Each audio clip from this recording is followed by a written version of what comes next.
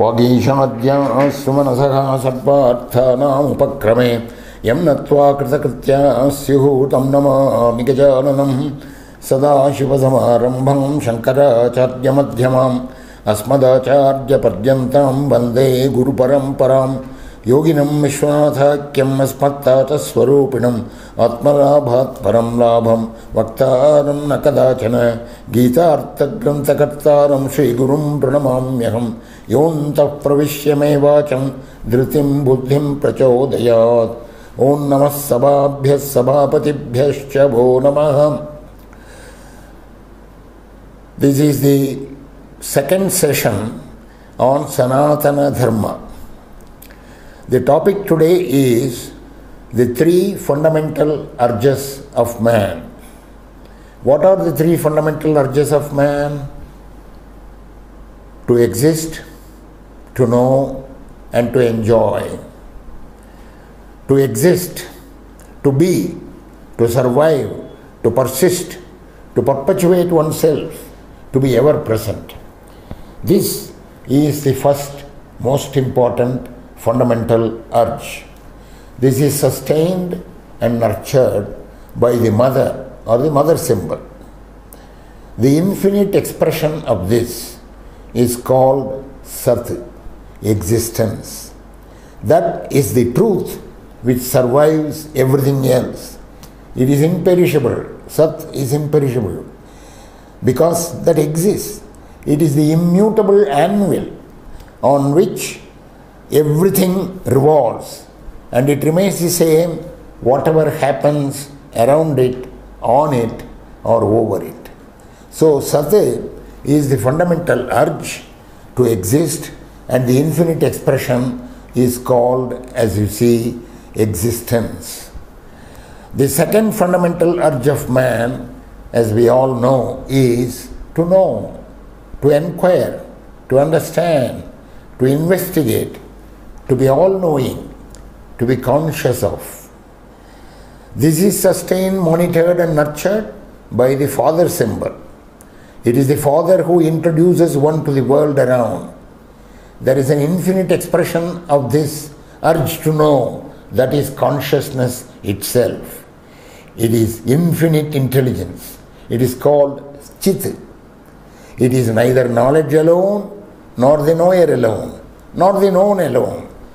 Jnata, Jneyam, Jnanam, all the three are in one. It is the ultimate truth which lies behind all knowledge as the knower, and beside whom everything else becomes an object. Everything else is an object. Knowledge, knower, the known, that triputi, that one triputi, that is fundamental. It is always the subject, which cannot be known in the ordinary sense of the word. You cannot know yourself. There is no question of knowing oneself, because one can be oneself, one cannot know oneself. There is a subtle distinction between knowing and being. So that was the second fundamental urge. The third one is to enjoy, to be happy, to relax, to experience a satisfactory state, to be perfect. This is sustained and nurtured by the spouse, who shares all the happiness, thereby doubles it, and who shares all the unhappiness, and thereby halves it. The spouse it is who nurtures and monitors the urge to be happy and enjoy. The infinite expression of this urge is, as everybody knows, Ananda, the eternal bliss. It is the ultimate truth from which every spark of enjoyment and experience emanates. So, the Sati, Chiti, Ananda are the three fundamental urges. Their infinite versions, the behavior in the infinite versions is what we are going to see. The three urges, to exist, to know, and to enjoy, form the fountainhead for every aspiration of man. Whatever he does in the world is a consequence, direct or indirect, of one or more of these three urges. He goes to school because he wants to know. He wants to earn a living by which he can live and in due time relax. He marries because he wants to lead a happy life with all its enjoyments. And so on, we can explain everything. But all these three urges are just only a limited version of their infinite versions. The infinite versions, they are Sat, Chit and Ananda. This Sat, Chit and Ananda is the ultimate in any experience. That is what is called absolute reality by Hindu Vedanta. Religion calls it God and gives it several familiar names. There is an everyday experience with these three fundamental urges. The Advaita Vedanta explains this by explaining the words Sat, Chit, Ananda. When a man wakes from deep sleep, it is natural for him to exclaim, I slept happily. Here there are three assertions made, all rolled into one. There is the word happily, which indicates an Ananda, pleasure, happiness or joy, which was experienced during sleep. There is a word slept. It indicates a recall of an awareness of the sleep. The word I indicates there is a continuity of existence between the state of sleep and the state of waking. These three experiences, happiness, awareness and existence. Happiness is Ananda, awareness is the Chit and existence is the Sat of the infinite. But let us analyze this statement, I slept happily, a little more. Who is this I that slept happily? Certainly it's not the mind, because it was not active at the time when it was sleeping, when the I was sleeping. It is not the one that recalls the happiness of the sleep, because it did not experience the happiness. Whoever experiences the happiness, they are the only ones who can recall it. Only the experiencer can recall the experience. The experiencer is the real I. Actually, the experiencer here is the lower I, the false I. The real I, the higher I, simply watches the experience of the lower I. The real I is the immutable reality. So it does not go through any change or any experience, but it always watches. It is the Sakshi. It is the Sat Chit Ananda reality. The lower I goes and touches it during sleep, deep sleep, and that is why the lower I is able to wake up after sleep and say the following, I slept happily. How is that I coming there? It is in recognition of the continuity of the existence. So that is because of the Sat facet. Where is the slept coming there in that sentence? I slept happily. The slept comes there in memory of the awareness of, or the knowledge, Chit, of sleep. And where is the happily coming there from? It is coming from recall of the association with the Ananda of the real I. Somebody else experiences it, the mind recalls it. So it is a kind of a borrowed experience with which we are talking, I slept happily. We are going to relate this to the three facets of Gayatri now. The most important mantra of Hinduism, of Sanatana Dharma, is the Gayatri, as we all know.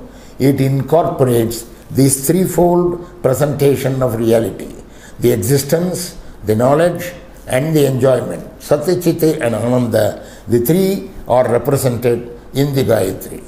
The Gayatri words mean, Tat means that, Savituhu means of the originator, Varenyam means most excellent, Bhargaha means light, Devasya means of God, Dhimahi, let us meditate. Dhiyaha, intellects, Yo Naha, he who our, Prachodayat, may prompt.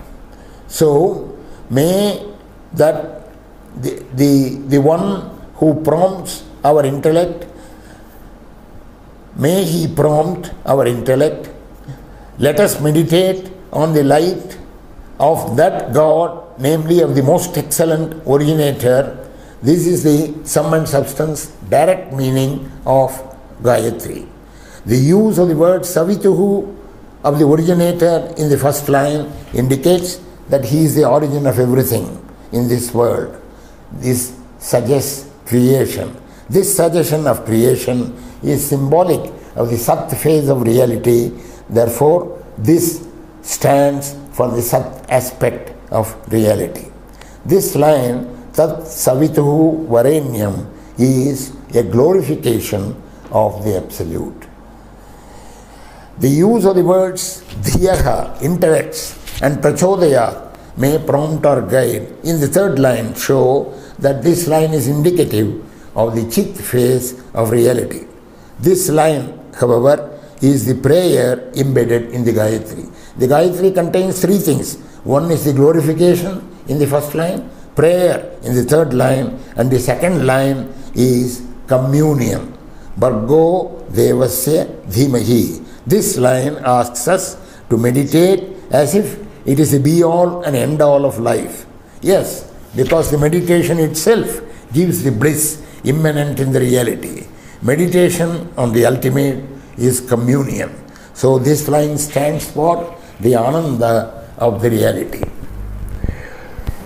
The question that arises is, we finite beings, can we reach the infinite? Hindu Vedanta says it can. The finite can reach the infinite. How? The infinite is Satchidananda that can be reached by the finite if proper efforts are made by the man, by the person, by the seeker. To reach the infinite is the goal of all beings, according to our scriptures. This goal is called moksha. Once the finite reaches the infinite, there is no coming back to the finite state. Na punaravartate is a very oft-occurring statement in the scriptures. Once the finite reaches that infinite state, there is no coming back.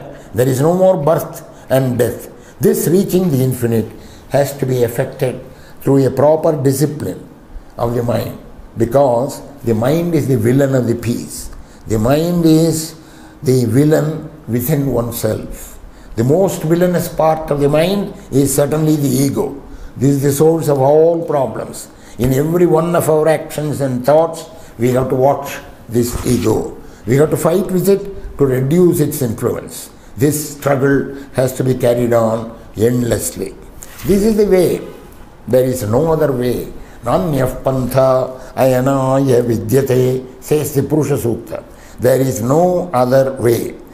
To get moksha, there exists no other way. Constant chanting of the Gayatri in the form of a disciplined japa. Japa means repeated utterances of the same thing with a proper counting, so that you repeat it a certain number, specified number of ways, like 54, 108 or 1008, and the continuous meditation on its meaning will clear the way for us by consuming the accumulated dirt in our minds. It is the dirt in our minds which prevents us from seeing the absolute reality which is enshrined in our system. This cleaning of the mind will result in a crystal clear mind by the grace of God, and in that mind only one can see the spotless reflection of the Almighty Supreme. Say, all seers from the Vedas downwards through Shankaracharya up to the modern sages like Ramana Maharshi and others.